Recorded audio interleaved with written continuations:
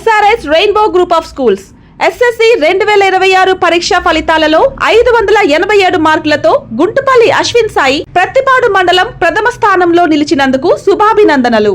100% ఉత్తీర్ణత అలాగే అత్యధిక మార్కులు సాధించిన మా విద్యార్థులకు హార్దిక శుభాకాంక్షలు. ప్రతి విద్యార్థి అభివృద్ధే మా లక్ష్యం.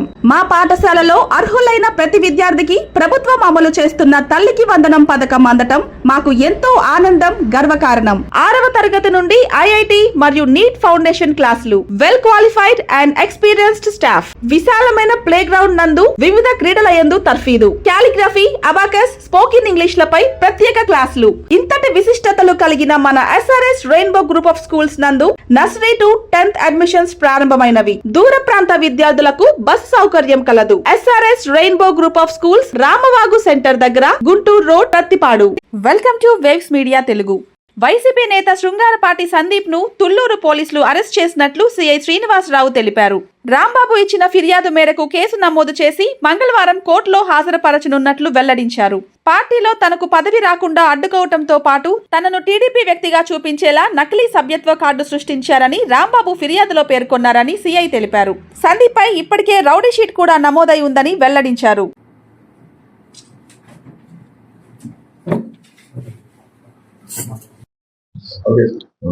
మన Tulluru police station crime number 100/2025 అనే కేసు 2025 మేలో రిజిస్టర్ అయింది.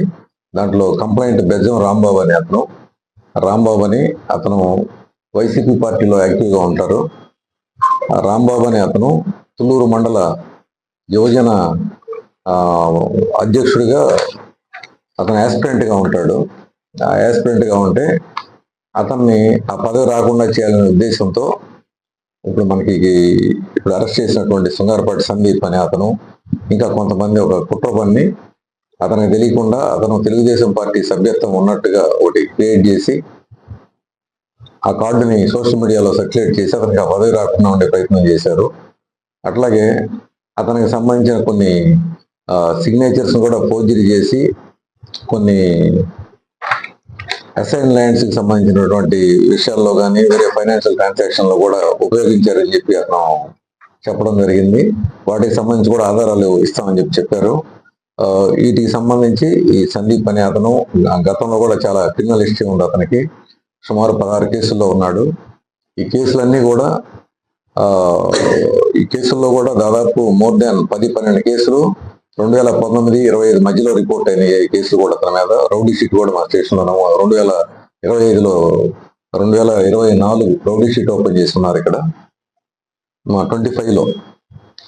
సో ఇతను ఈ కేసుకి సంబంధించి అందుబాటులో లేకుండా ఉంటే ఈ కేసు దర్యాప్తు మన తుళ్ళూరు 2CI వాసు గారు ఇన్వెస్టిగేషన్ చేస్తున్నారు.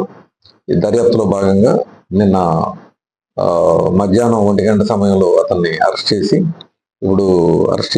రికార్డు రెడీ చేసి ఇప్పుడు కోర్టులో ప్రొడ్యూస్ చేయడానికి సిద్ధంగా ఉన్నారు.